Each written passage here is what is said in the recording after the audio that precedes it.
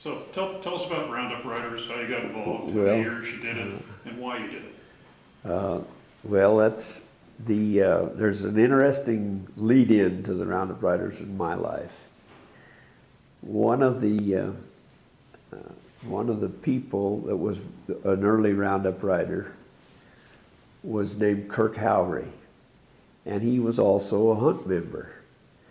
And the first time that I saw the wonderful arrangements that they make was my father and I took Mr. Howry's horse up to Elk Falls.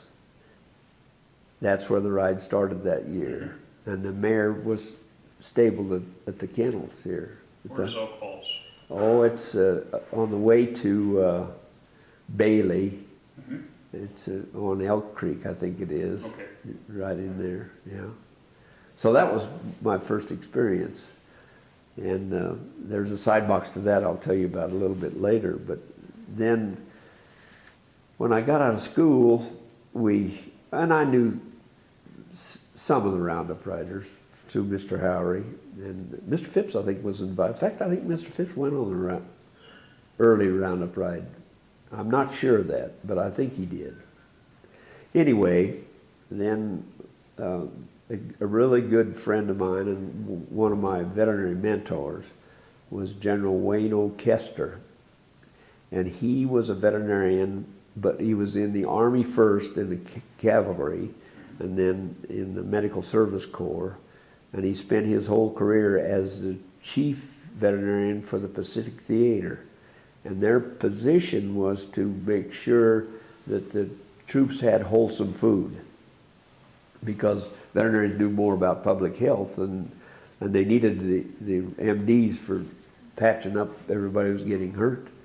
And so he went from a captain, he was in Texas in the cavalry, and then he went to Hawaii, and he was there on December the 7th, 1941, on his horse up on a hill. Saw the whole thing happen.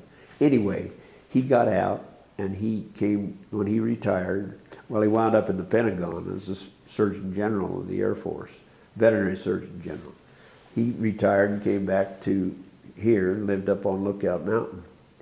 And I'd gotten to know him professionally, and then they needed a veterinarian to go on the ride. The veterinarians that had been going couldn't go, and he asked me if I'd go.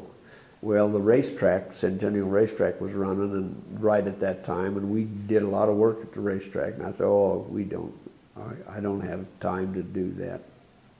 But he was clever. He said, "Okay."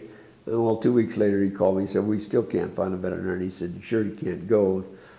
I visited with my partner, Dr. Harry Johnson, and a lot of the guys were our clients by then. And he said, "Well, a lot of them are clients. Why don't you go ahead and go?" So I went. That first year was in 1963, and I took one of the good horses that we had here. Mr. Phipps' dad, Mr. Phipps, said, "Yeah, you can take this horse." So I did that, and it was such a interesting thing, both professionally and to see their mission is to enjoy the countryside, and horsemanship, horses, is the focus of the whole thing.